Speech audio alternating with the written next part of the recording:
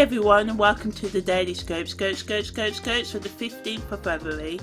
So yeah, happy Valentine's Day for those who celebrated it yesterday. I hope you had a good time. There was no thing to report, but today there's a lot to get through. So yeah, first the moon enters void, of course, at 2:06 a.m. Then the moon enters Sagittarius at 7:16 p.m. tonight, and Venus enters Pisces at 2:33. So I'm going to make a separate audio for Venus entering Pisces, and the moon and the void, of course, are placed at the end of this audio as always. So yeah, the first of today's aspects is Mercury Sextile Pluto, and then we've got Venus conjunct Neptune. So Mars Sesquiquadrate Pluto is at today at 4:11 a.m.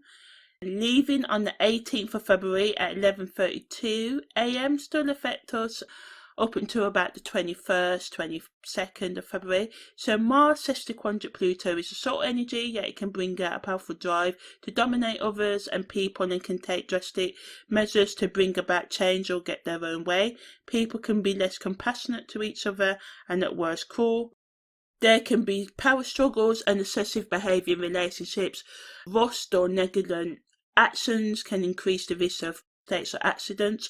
Positively, this energy gives you a lease of life, making you care less about other people's opinions and intent on doing your own thing.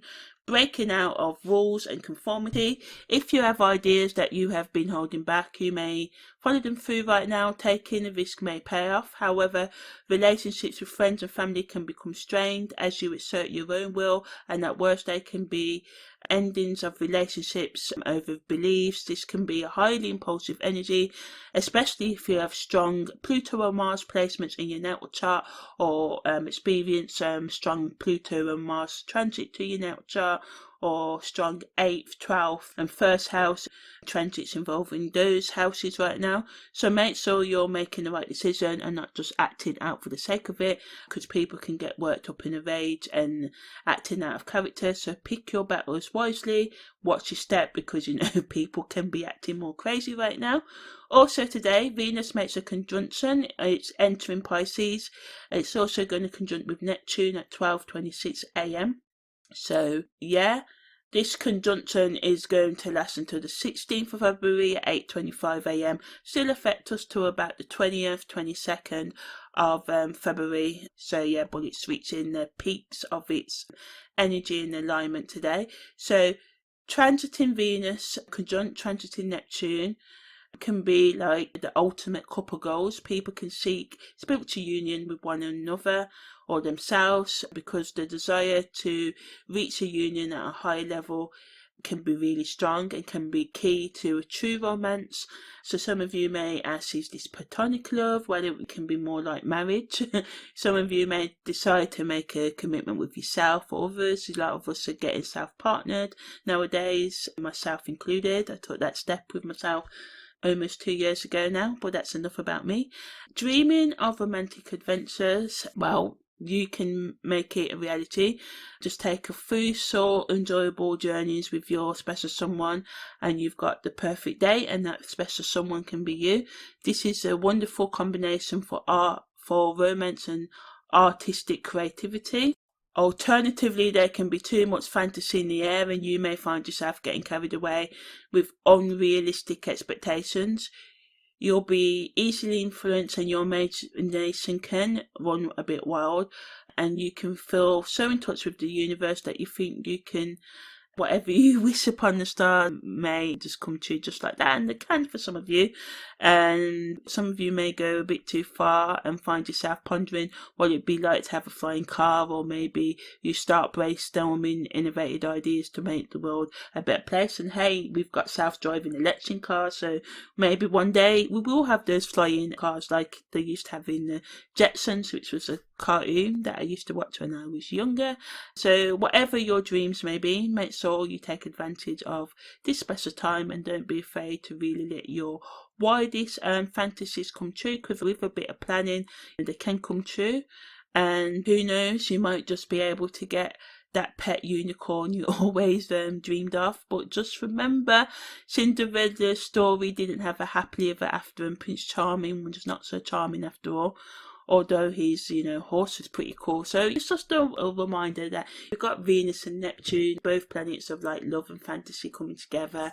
So it allows us to do that self-work and to accept ourselves and to be loving with ourselves and others, but just watch out for being too addictive with behaviours, especially love and fantasy, escaping into drugs and alcohol and sex right now, because Venus and Neptune are both together wanting us to maybe escape. But the best use of this energy is to make commitments to yourself, or maybe someone you've been seeing, or with a higher power you believe in, or to your spiritual power for education or anything else that you really are passionate about, rather than get lost. Just watch out, although this energy can make us more open and loving. We've also got that Mars energy today that's making people take drastic measures to get what they want. This can be being lies and being cruel and saying things like I love you when they don't mean it and that.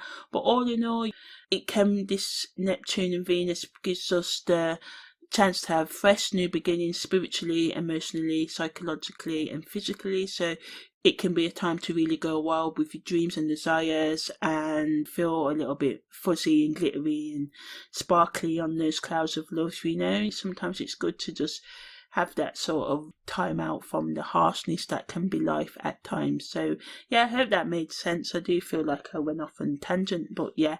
So what is void of course? Void of course moon in astrology is when the moon journeys through its cycle and it makes one last main aspect, i.e. a trine, conjunction, square, sextile, opposition with another planet before changing signs. Yet it still makes minor aspects. I call them major, and I do include them in my weekly scopes and daily scopes. But anyway, so it will still make minor aspects such as semi-squares, sextiles, quintiles and Sesquiquadrate, but it won't make any what's called, in inverted commas, main aspects. When the moon enters void of course, it can be a time of uncertainty and confusion for many. Because of this, some astrologers suggest it may be best to delay things during the moon void of course period. To be on the safe side, it may be sensible to plan ahead, steer clear of major events or decisions during the time period when moon's void of course. Sometimes moon void of course can just last for an hour. Sometimes it can last for a day. If you can, it's a perfect time to take some time out to reflect and relax if you feel affected by the moon void of course period. In astrology, the moon represents our emotions and innermost feelings, so this is especially a vulnerable time for some people, especially for those with strong Cancer or water energy, Pisces and Scorpio in their chart. So water signs and those affected will especially benefit for taking time out to reflect and check in with themselves, especially on your belief patterns, maybe thinking of starting or continuing the work to let go of them. Excellent time to practice mindfulness and to be open to the universe lessons for you, giving gratitude. Even though it can be a challenging time, it can also be a powerful one if we use moon void of course periods as a perfect opportunity to cultivate our inner strength and wisdom.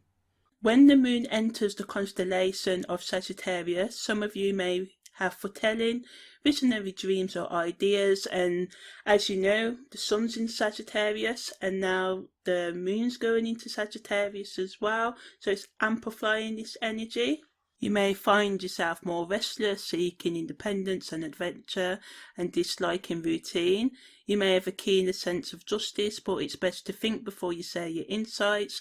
Legal, political, workplace or community events may sometimes interfere with your social or personal commitments when the moon's in the constellation of Sagittarius. This energy allows you to focus, however you may forget to consider others' feelings and thoughts, which can cause disagreements.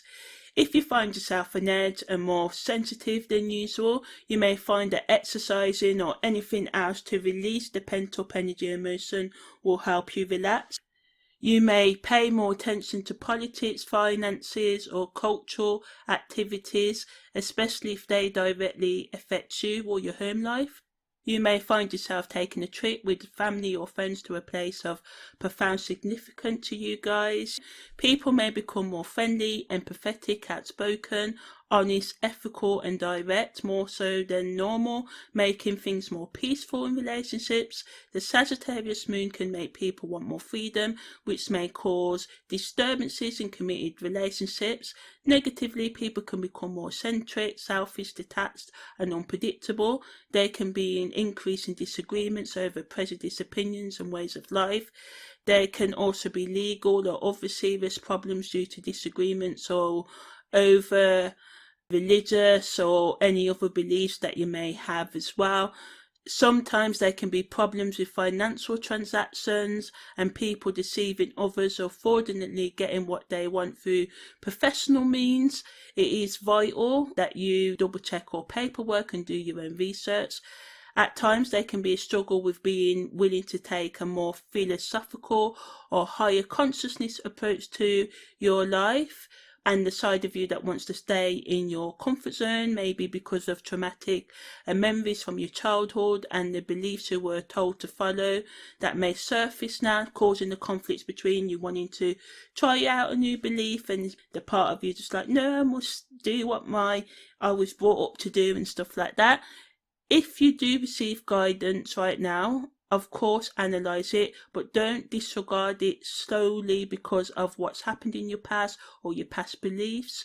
The best use of the moon's energy traveling through the constellation of Sagittarius is to plan long journeys maybe, and be open-minded, look over legal documents, resolve conflicts and focus on the bigger picture of your education, any educational new skills you may want to learn, any new belief system or your current belief system, questioning if it's still valid, and also taking some time out to look into your personal development.